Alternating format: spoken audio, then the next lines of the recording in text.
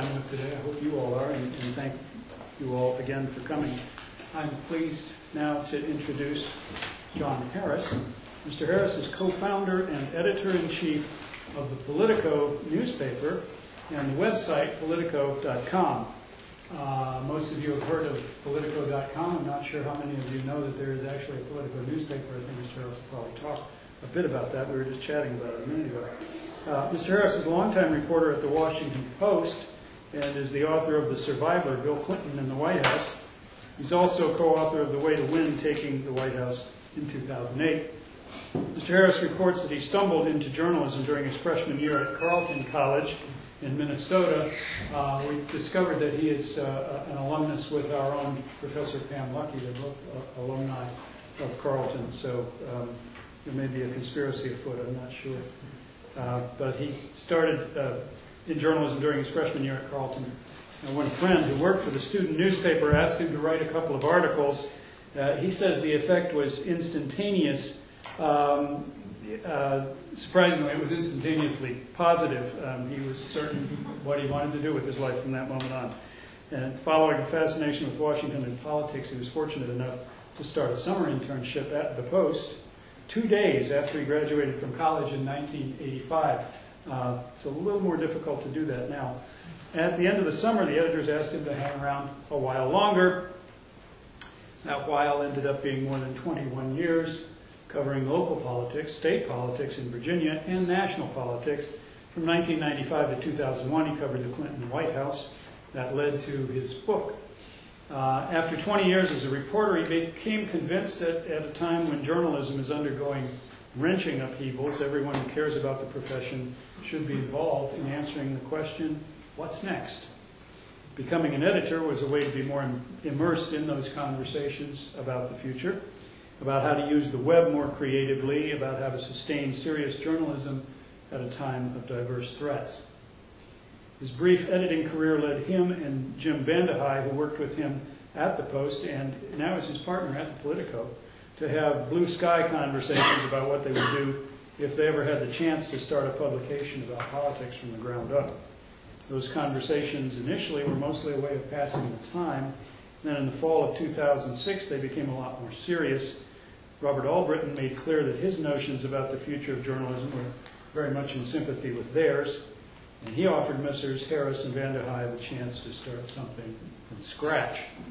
That's how they wound up at the Politico and Politico.com.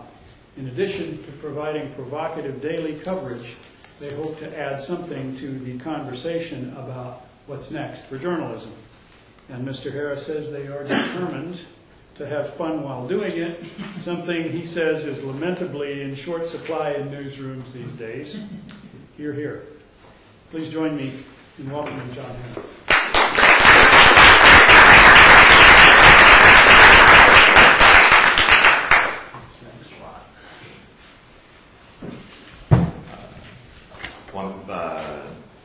Delighted to be here in Lexington, a place that I spent many years covering the state of Virginia and the Old Dominions of Lexington.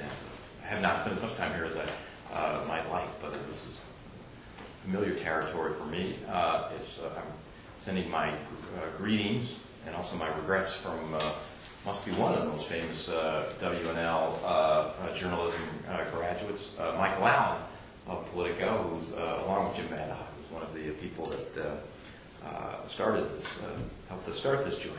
And Mike was supposed to be joining us today and speaking tomorrow because of a family, a death in the family of his 96-year-old grandmother. He's occupied with that, but he sends his best wishes and again his regrets. You referred to what we called the blue sky conversations when I was over at the Post with Jim Vandehei and I were contemplating what possibilities existed for a new venture in journalism. That phrase is one we use kind of for public consumption, what we called them at the time, and since were our pass the bong conversations. Because it's not, Judge Kaczynski, I don't mean that literally. Oh, sure.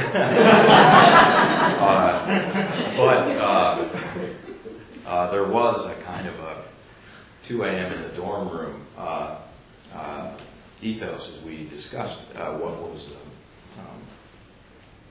where we saw journalism going.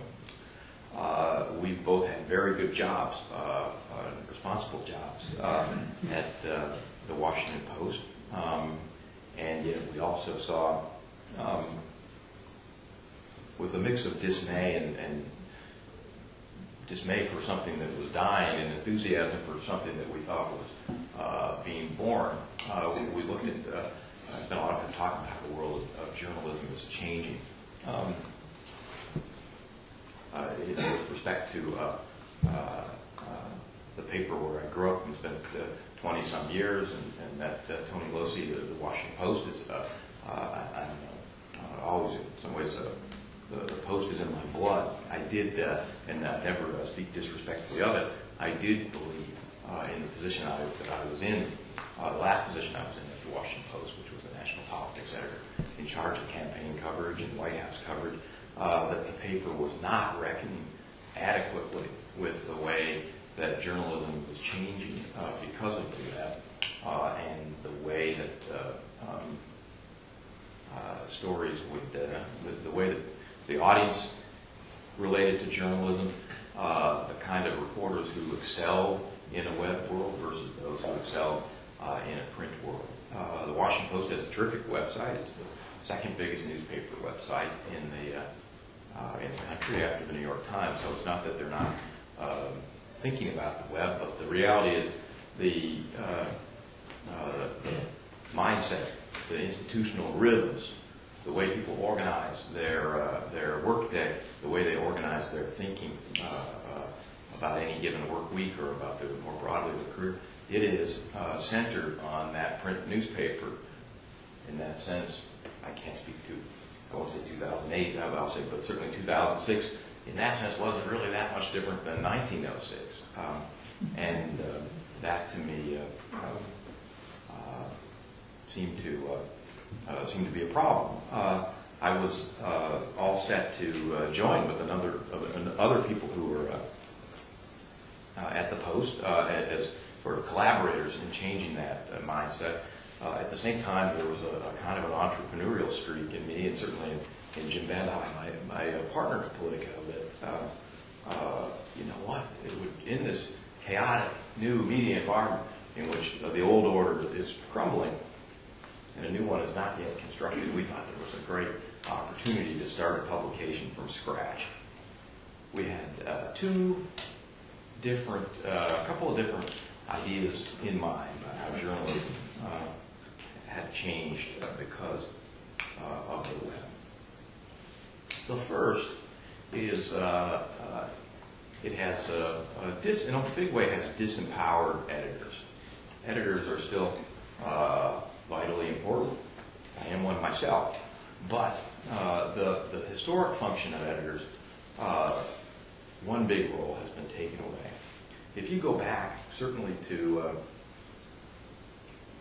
late 60s, into the 70s, and even into when I started my career in 1985, and you asked, who are the most important people that will determine what gets on the national agenda, at least the national news agenda, for news about national politics and about Washington political personalities and Washington governments? Who are those people?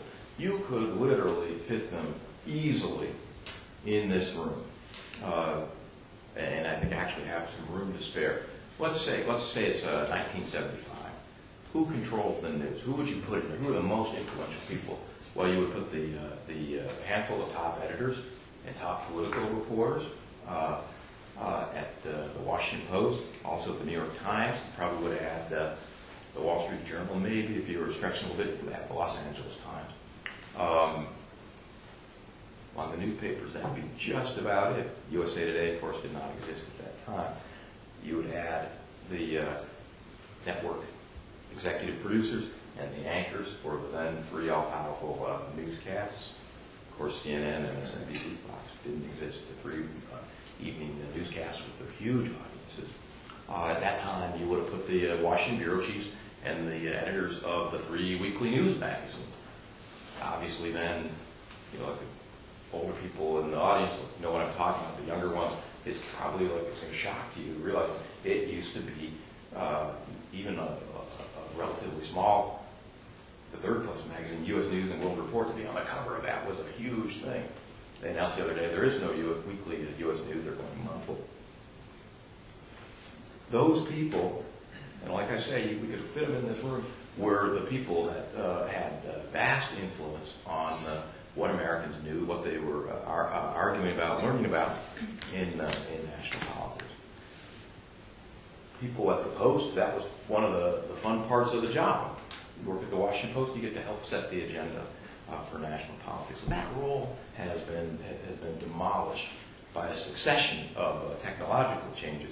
First, cable came along, and CNN came to be a competitor for setting the agenda. About the same time, and with a special ferocity on the right, talk radio competes for setting the agenda. The biggest trend, of course, by far, the emergence of the web in the late 1990s.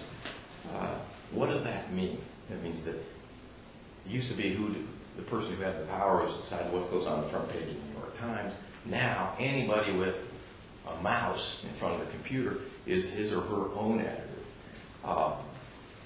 That seems to be, it's a pretty simple thing to describe, but the effects of that in terms of how people relate to news, I think, are powerful. If you're a huge sports fan, you're not going to let the editors of the New York Times tell you what's most interesting about sports, or even the editors of USA Today, which of course even has a better sports section. You're going to go to ESPN.com. If you're a real junkie and you got a tab, ESPN.com, numerous other sites that will give you all the information that you want with much more detail, and I would say also in the context of the web, much more immediacy than you're ever going to get from from more traditional metropolitan dailies or national dailies. Same thing. You're interested in financial news. The Washington Post financial news pages are not going to be satisfying for you. You'll know the sites that you like. We thought that that could be a good thing. We knew the resonance of the political stories that we wrote at the Washington Post, at least those that hit the sweet spot, and somehow something particularly interesting or revelatory to say. We knew that there was a massive audience for those. We could see it in the most read information, the most emailed information. You get one of those stories, it goes viral. Everybody reads it. We would use the fact that everybody is now his or her own editor to our advantage. We formed a website, really by political junkies for political junkies. I'm sorry, I keep returning to my drug motif. That's niche publications, I believe, in this sort of crumbling old order and the new one that's rising. Niche publications have a much more promising future than general interest mass market publication. I mean, I'll say as an aside, addressing kind of the business model of this. The old media powers, big newspapers, big TV news broadcasts, their economic model worked on inefficiency. Maybe at any given time, 6,000 people in the Washington area interested in buying cars. You want to selling Toyotas. You want to reach those people. Tough luck. You're going to pay for all 600,000 of those, and you pay handsomely to do it. Those handsome advertising fees are what made a place like the Washington Post prosperous and made its branded journalism possible. Inefficiency was what was the friend of old media. The web, if it's not among the things it does, is it's the enemy of inefficiency. It's the very nature is that it's efficient. And I think the trick for journalists and those who are thinking about the business viability of journalists is to find a way to make efficiency your friend. That's the theory of the case that we have at Politico. We're advertiser supported, but nobody's coming to our site for Washington Redskins news. Nobody's coming for Fairfax County, Virginia Board of Supervisors news. They're coming for politics. Because the audience is intense and self-defining, in some extent self-limiting, that means that we're attracted to advertisers who want to reach people that have those interests. If you're trying to sell football jerseys, don't come to Politico. Go to ESPN.com. If you're trying to influence Congress to support a accelerated tax depreciation allowance for corn syrup processing, come to our pages, because the people who are probably interested in this subject on Capitol Hill, we feel, are reading us. So the trend toward niche audiences was a powerful one that we felt we wanted to take advantage of. Consistent with that, one of the things the web has done is taken us from an institutional age in journalism to an entrepreneurial age. I'll tell you what I mean by that. When I started my career, the most important thing about me as a journalist was what came after my name. I'm John Harris of the Washington Post. You take your self-esteem, your professional standing, your kind of the swat with which you walk through the world, or not, from the institutional platform that you work for. So you're, cite a friend of mine, Todd Purtle, of the New York Times, or Joe Smith of CBS News. That was what would matter. The institutions were what carried the clout. Increasingly in the web world, readers end up forming, sometimes not even being fully aware of it, relationships with individual reporters. Individual reporters become, in essence, their own franchise. The best example I can think of for this is somebody who's supposed to be here and isn't, Mike Allen. Classic example of somebody who is, in his own way, the franchise. I first knew Mike when we were both young reporters in Richmond. I was with the Washington Post. He was with the Richmond Times Dispatch. He had a very traditional career. Starts at the Fredericksburg Freelance Star, does well, goes to the Richmond Times Dispatch, does well after several years, goes to the Washington Post, does well enough at the Washington Post that somebody at the New York Times says, I've got to hire this guy. Goes to the New York Times, does well enough there that the national staff of the Washington Post, Mike started on Metro, was looking at this guy, we got to have this guy back. Next thing you know, there's a bidding war between the New York Times and the Washington Post. Bidding wars are good if you're a reporter in the middle who he decided to come back to the Washington Post national staff. We were thrilled until one day Mike surprised us on going to Time magazine to the Washington because Time was looking at seeing the kind of stories that Mike was breaking, and they wanted him. Time was happy until about a year later. Turned out Mike had pretty good friends with these sort of crazy guys starting Politico. And like he said, look, I'm leaving. Look, are you crazy? This is a direct quote from one of his editors, you work for the most prestigious journalism brand in the world. And I guess, in some sense, like in the old world, that's true. But in the new world, doesn't matter if Mike works for Politico or the Washington Post or Time, he is a franchise. Why? He's got there's different ways to build a franchise. Mike builds it by virtue of his terrific energy and the fact that there's nobody more connected in Washington media circles and nobody with a more intuitive sense about how to drive a conversation in the web world. Mike, probably half our traffic at Politico. Good thing he's not here because we would try to demand more pay concessions. Probably half our traffic at Politico comes under Mike Allen's byline because he's so good at being quick, and not just quick and fast the way an Associated Press writer is, but with a keen intuitive sense of like, this one will pop. We'll get this up, and this will be linked everywhere. So that's really how you drive traffic on the web. You get linked around. Only half the traffic we get at Politico, and it's pretty high traffic. We had 5 million last month. Unique visitors put us number 9 among newspapers nationally. The only niche site in the top 20. Still, half our traffic comes sideways through links. Only the other half comes through the front page. Mike's a franchise because he is the talent.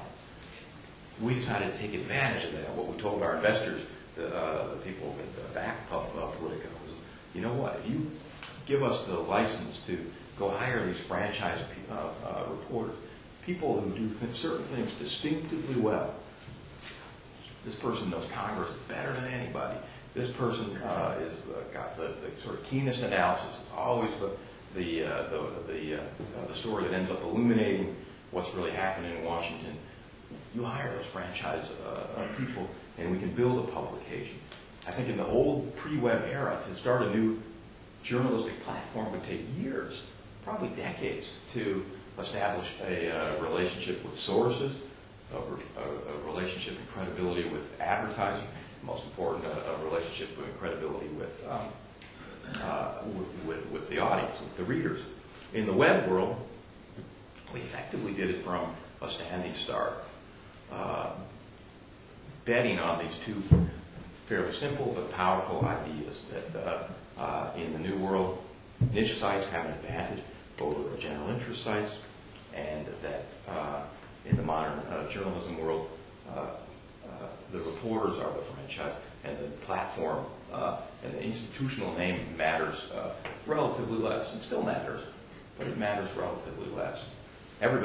Almost everybody needs a platform of some kind, but it doesn't matter. My friend Mark Halper, with whom I wrote the book, he's attracted a huge audience for the kind of his sort of daily rap on politics. Started at abcnews.com, took it over to Time Magazine. Nobody's going to Time saying, I want to see what their take on Time Magazine's take on politics is. Because I'm going over, I want to see what Halper's take is on the day's news. He's the franchise. So anyway, that's what we launched on 2 years ago. We've been gratified by the results in traffic and impact.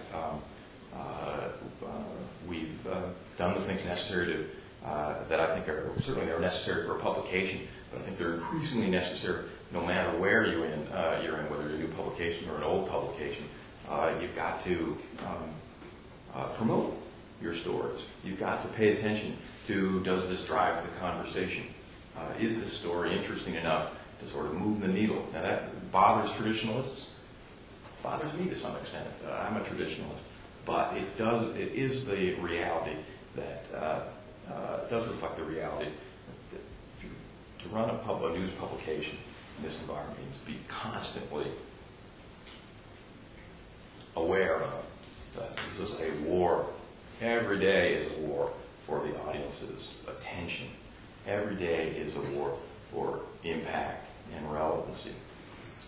Now, to circle that around to the theme of this conference, there are particular hazards to this new sort of mentality in journalism. And it's true that emphatically there are. Politico's greatest moments of pride have come from us taking advantage of the sort of 24/7 news cycle, of us being especially quick off the mark to get a story up, for us being within the boundaries of our journalistic values, which are serious and fairly traditional. Within those boundaries, really playing the story to the hilt and promoting it and not burying the lead, as you say. So you might call it hype. I don't call it hype, but I do live by the apparently there was a dictum on some British tabloid wall, the rule of journalism: first simplify, then exaggerate. That is not true. That's not actually true. But I do believe that it is being boring is not a virtue, and in fact, it's a death sentence in modern journalism. Our greatest triumphs have come from us sort of living by that ethic. We took great satisfaction weeks ago. The New York Times wrote a story about how the news cycle, the nature of the news cycle, has changed this campaign. And there were 3 examples in the lead paragraph of sort of the new ferocity of the web and how that made it harder for politicians to keep control of their public image. All 3 of those examples they offered in the lead were Politico stories. The most recent was a story that we broke about Governor Palin's wardrobe, the $150,000 wardrobe bonds. That was a Politico story. And needless to say, it was our top traffic driver in the month of October. Incidentally, Gene Cummings, who's replacing Mike Allen tomorrow, was the author of that story, and the one who, just by old-fashioned journalism, found it by leafing through public disclosure documents, going, wait a minute, what's it to Macy's or Bloomingdale's, wherever it was. Neiman Marcus, I guess, is where she got it. At Macy's, she would have got a better deal, I guess. John Edwards, here's the story. I wasn't especially proud of it because it was so trivial, but when we first launched, it was our top traffic driver for basically the first year. Was John Edwards' $400 haircut. Now we didn't hype that story. It was literally 4 paragraphs on our blog post on Ben Smith's reported blog on Democratic politics. Again, same thing, went through disclosure forms. $400 for personal services. What is that? His haircut. Why did he get so much traffic? The whole world linked to it. So we have our moments of pride by taking advantage of this web world. I must say, and this is of special relevance to this conference, our moments of greatest horror have also been when we've made mistakes, and the speed that the web operates in, which we operate, and the amplifying power of the web has come back and in ways that have been magnified the damage and been quite painful. The biggest one, definitely the most notorious, was not long after we launched. The same reporter who had the John Edwards hair scoop and had countless scoops this cycle. He's a brilliant reporter named Ben Smith. He wrote, based on old-fashioned reporting, but it turned out not to be accurate reporting from his sources, that John Edwards would drop out of the presidential race because of Elizabeth Edwards' cancer. There was supposed to do a news conference in which Edwards was going to announce his intentions at noon. Ben Smith's blog item went up at like 11:34, something like that. We instantly got linked everywhere. We were being, cable news, Politico reports, getting messages on my BlackBerry. Wow, great scoop! And then I started getting messages on my BlackBerry from Edwards campaign people. You're about to be very embarrassed.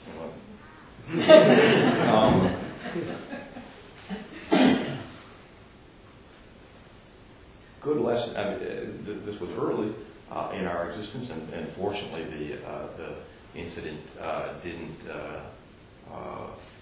have the power to kill the credibility of our organization. So it was a terribly grave thing, and made more so, to my mind, or more painful by the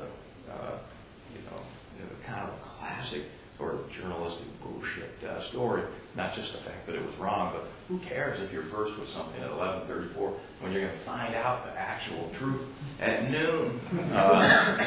Why take the curve at high speed when you can find the answer in less than a half hour? There's not really a good answer to that, other than that's what journalists constitutionally have done as long as there have been journalists. Why have a feeding frenzy over who the vice presidential nominee is going to be? Who's going to be first with that? Whether it's John King at CNN or Andrea Mitchell at NBC, but they have an intense competition. Somebody gets it at 7:01, the other person in the morning, the other person confirms it at 7:02. It's our nature to be competitive, and we do it. And as I say, in this web world, there's a huge advantage to being first. If you're first, you get the traffic, you get the recognition. In this case, we were first and sorely regretted it. That was not a question of us being with any legal exposure, it's reputational exposure. I do think this is where, at least as I understand the law, the remedies for error merge. You can limit your reputational exposure and your legal exposure, as I understand it, by being as fully as transparent as possible. And this was what, that mistake that Ben Smith made was one I felt that was a test for us as a young organization as to what our real values are. I felt the only way to reckon with that incident was by being as open with readers as to what happened. I had been, first off, the damn error was only up live on our site for maybe 10, 15 minutes before we took it down. When we realized it was wrong at that time, the damage was certainly done. But I had Ben Smith write what we call a TikTok. The journalists here will know it as a sort of a narrative of exactly what happened on almost a minute-by-minute basis. And we left that story up on the site prominently on the homepage for the next 2 full days, many times, more than the original error, explaining what had happened, explaining how the error took place, our own lapses of judgment. It was a case of us being, there were editors involved. It's not like editors were AWOL. But the editors themselves were sharing the reporter's enthusiasm for, like, let's hit the gas, let's get there, let's get it right, instead of performing the responsibility of editors of, tell me exactly who, exactly how. You absolutely sure? We didn't give the campaign sufficient opportunity to respond and therefore to wave us off. It's a mistake. And you can read about the mistake in painful anatomical detail, by going back on our site and looking at that story. I felt that the transparency and accountability was the remedy for an error. As I understand it, when these issues of accuracy, misjudgments, and entering the legal realm, at least our lawyers say, well, that is one way of limiting your exposure. If you make a mistake, you've been alive with this one, you can mitigate that by being and fast in correcting that mistake and explaining it. There is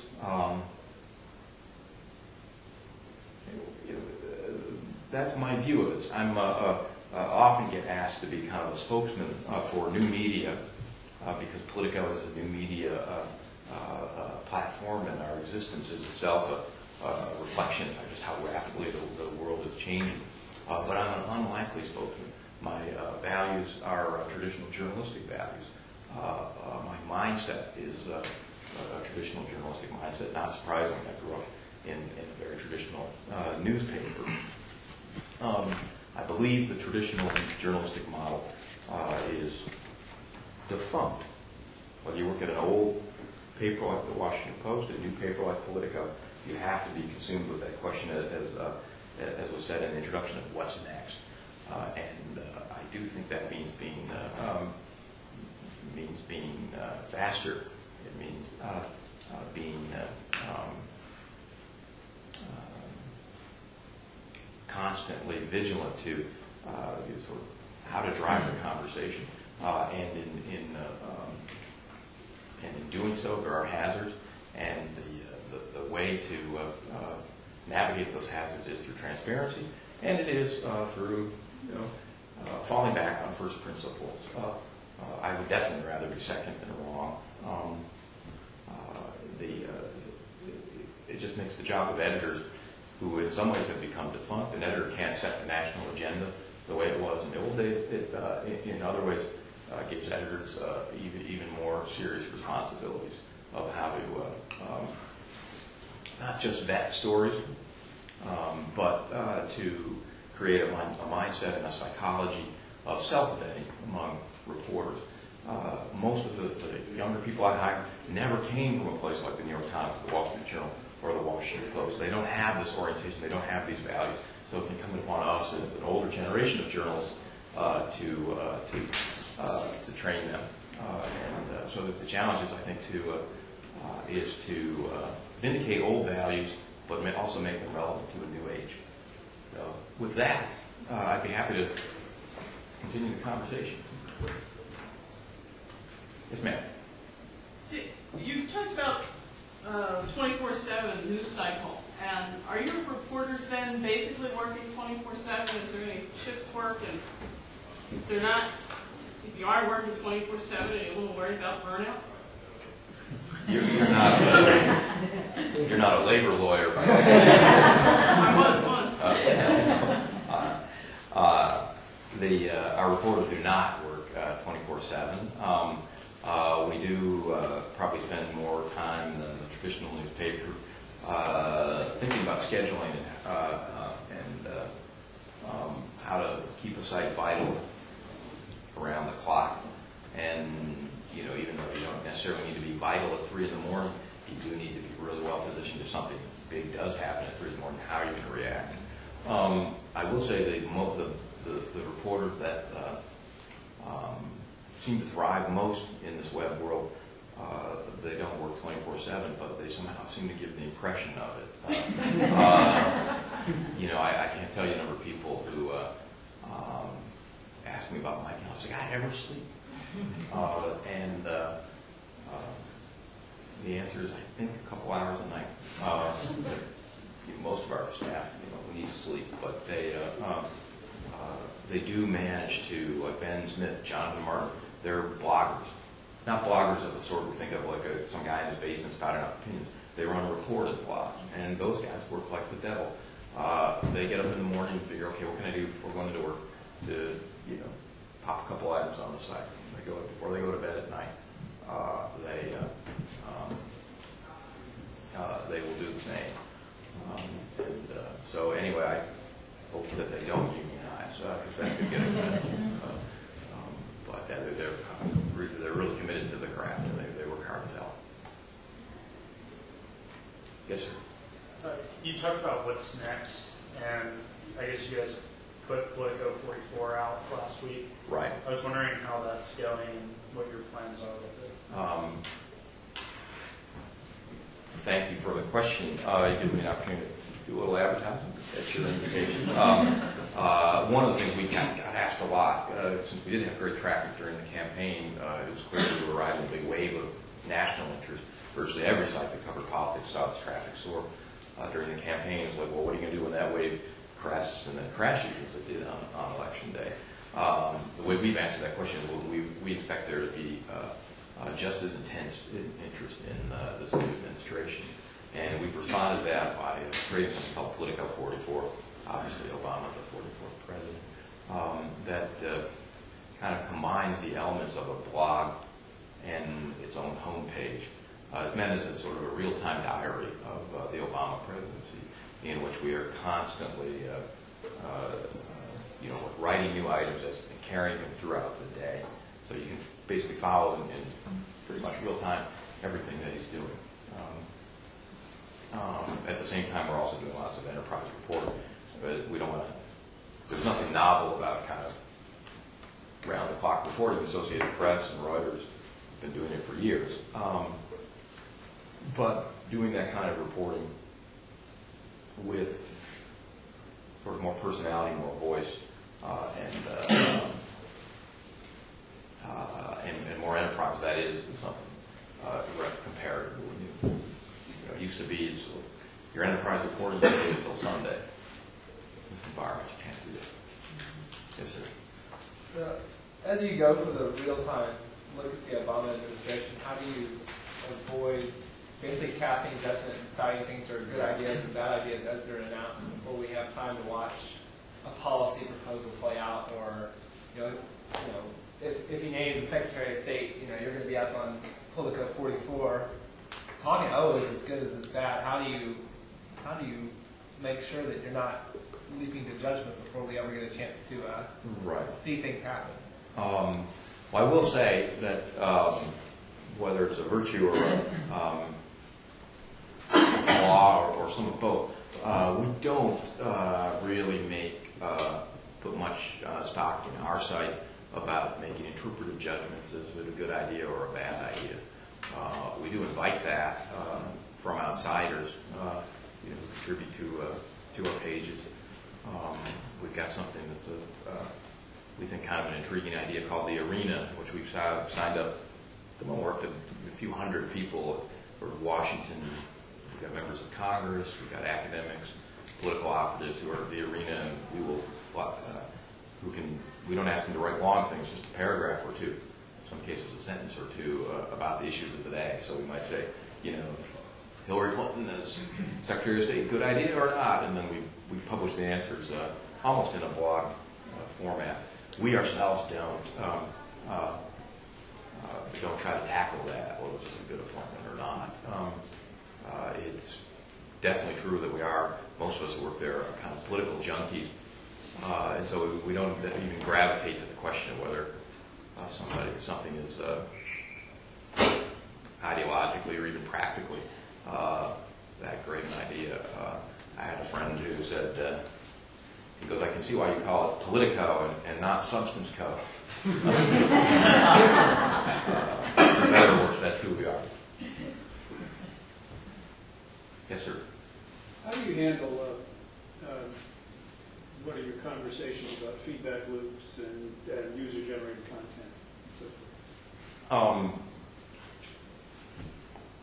We've had mixed results on that. I confess this is one that's giving me, not from a legal standpoint, just from an editorial standpoint, a devil of the time. At the beginning, we felt it was important to allow comments on our sites, in the blog area with no registration, and in main story pages with most minimal non-invasive registration and anonymous. Anybody can go sign on a story. They can use a handle. We have their email, but we don't ask for their name, their address, their age, or their income, or any of that. We decided it was important to do that because we're, for heaven's sake, we're a new site. The last thing we're trying to do is put limits to people's engagement with the site. And at the beginning, it was painful because there'd be stories and comments, and there'd be like free comments or whatever, sort of advertising that our traffic wasn't that big in the very early days. As our traffic grew rapidly, the number of comments grew rapidly, and it's not uncommon for a story on our site that if it's a big one, have 3,000-4,000 people commenting on it. Most of those comments, many of them are people carrying on a conversation with themselves. Some guy who Vlad the Impaler seems to comment on every one of our stories. And he's arguing with Hector or whatever. To me, it's the equivalent of like a barroom brawl. These jerks just shut up. And I've sort of said, we don't need it at this point. Why don't we get much higher registration, limit the comments, or go to strictly moderated comments? And the answer to that is the kind of web purists on our staff don't like that.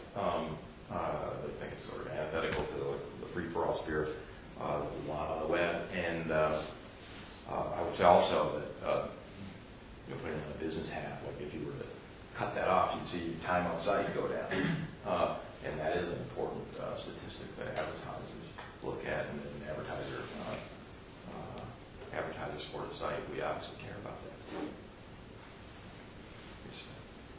In answering the question, what's next, you adopted the language of moving from an institutional age to entrepreneurial age. Yeah.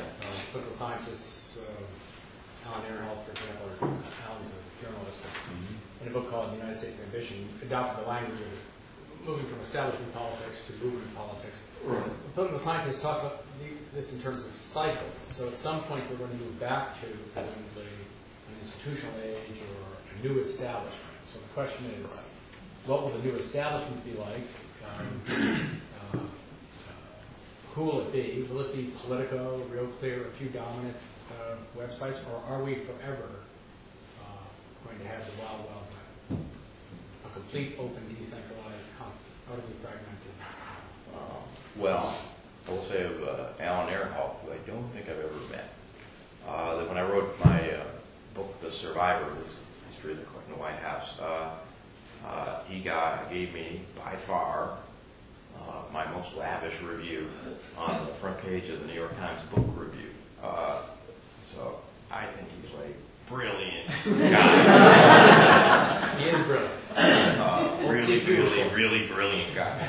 I don't think I agree with him on that. I don't see how the hell the pendulum swinging back to an establishment age, at least in journalism, maybe in other units of political culture, social culture. Even there, I have a hard time seeing it. The nature of the computer is that it empowers individuals. It's a more narrow question of whether certain brands get dominance just by virtue of habit. The Drudge Report, we first became acquainted with it in 1997, obviously in a sort of legal context, the Sidney Blumenthal lawsuit, when he put the false rumors about it. It wasn't long after that the Lewinsky story broke and really put Drudge on the map. He told me 10 years ago that Drudge is still going to be a very important journalistic filter in 2008, as he is. I talk about links. If you want to see and it's true with the Washington Post, New York Times, anywhere the link that's going to drive the most traffic is either going to be Drudge or Yahoo News. Yahoo, a huge company, Drudge, some guy in an apartment in Miami Beach. So, why is that? I think tons of people clearly go to Drudge just because they find it a reliable aggregator. There's really no barrier to entry. You could start an aggregation site this afternoon that might be superior in its editorial sensibility or whatever to Drudge. People are in the habit of going to Drudge. I think that's what Real Clear Politics, and we've done a lot of stuff with those guys at Politico and wish them well. I think that's what they're banking on, that there's a brand name. They started Real Clear Sports, Real Clear Finance, that kind of thing. So maybe that is true. But my view is for anybody who's actually in the business and not just aggregating but providing content, if you're not swimming, you're sinking. I don't think that we're going back to some more static world. How do you think the Politico.com relates to the marketplace of ideas?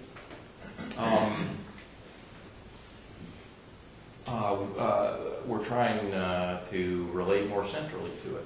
It was not a strong emphasis of ours when we first started.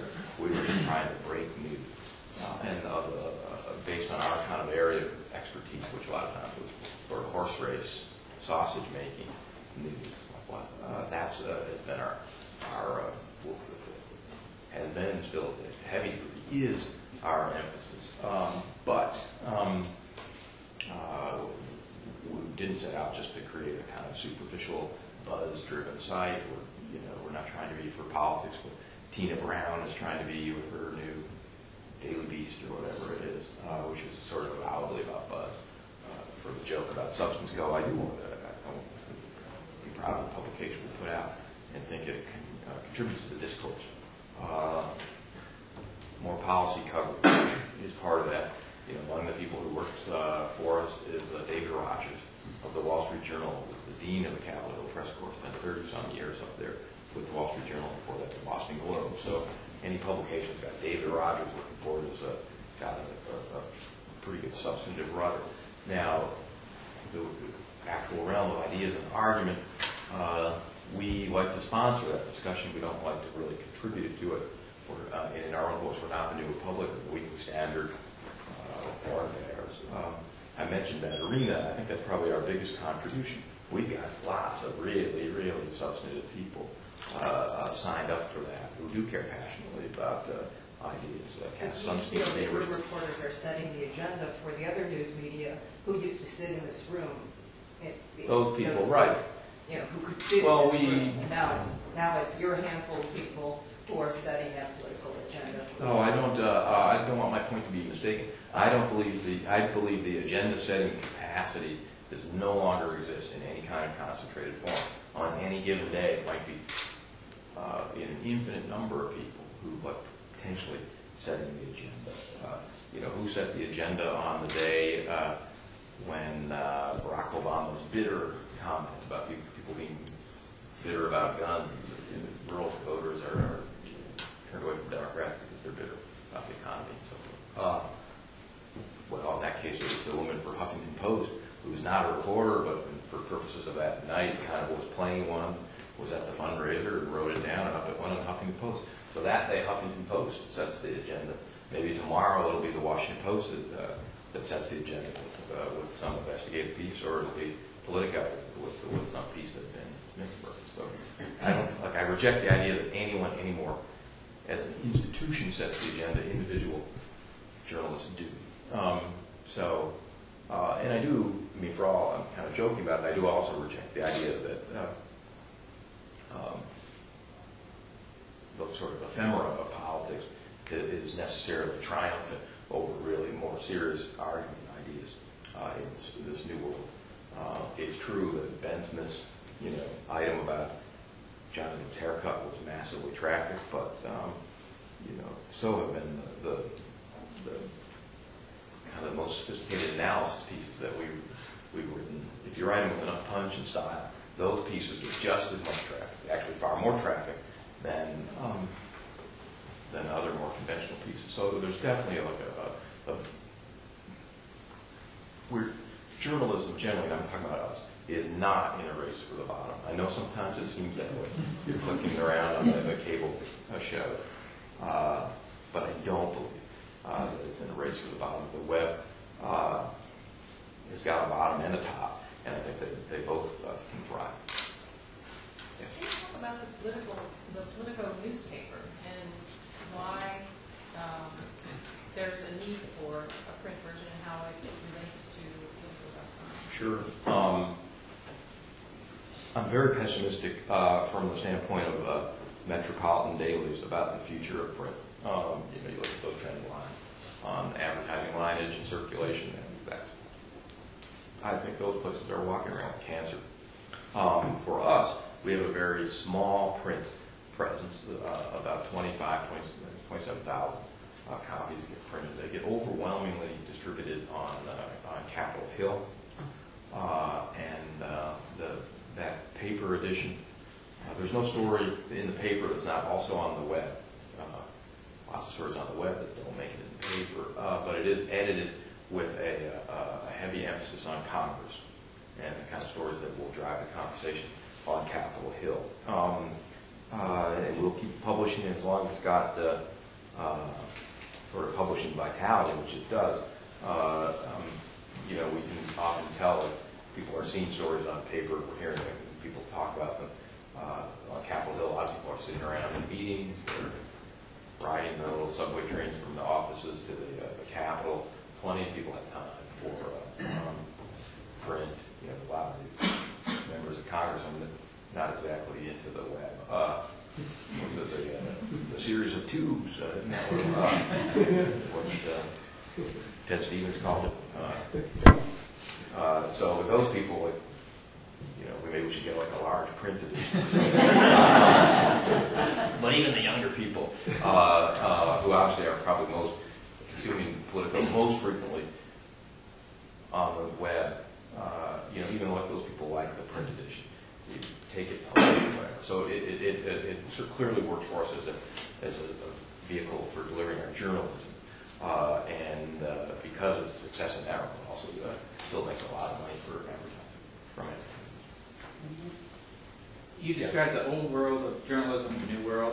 Take some major event from that old world, Pentagon Papers, Watergate.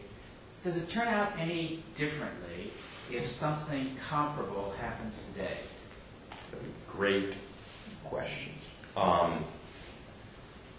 The thing that worries me most about the transition from the old world is that stories have less impact. They might have more impact in the moment.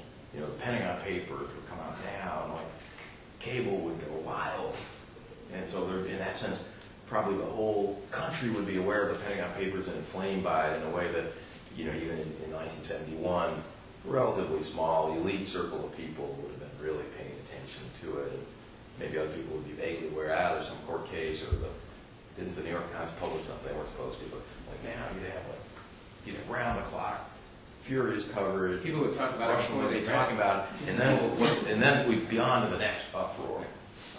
What the modern news culture has done, at least for people like me, maybe like a younger generation has more adaptive mechanisms in their brains or something like that. For me, it's like shredded my memory. I can't remember what the hell it was we were all worked up about 3 months ago.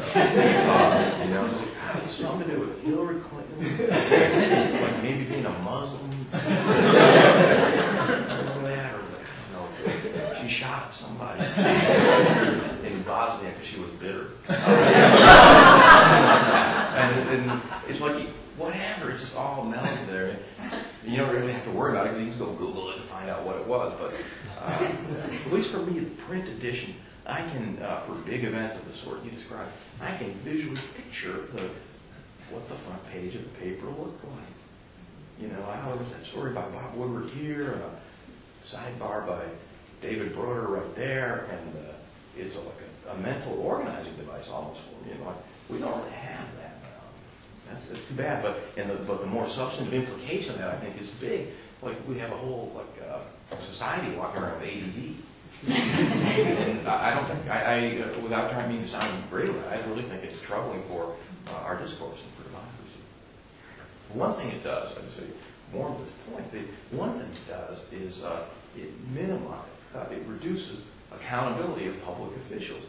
No matter what you get caught doing, if you can ride it out for a couple of days, and at the same time you ride it out, use your ideological partisans, whether they're liberal on MSNBC or they're conservative on Fox and Rush Limbaugh, to politicize that question, thus making the factual issues at stake kind of irrelevant to the ideological argument waging back and forth around those facts. Whatever, you're fine. So it's the enemy of accountability. It doesn't matter what the truth is. Politicize it, ride it out, make sure your team, whether you're on the shirts or the skin, is with you, and then, it doesn't matter what the facts of the matter are. So anyway, that's pretty troubling, and that's, let me back for next year's conference. On that happy note,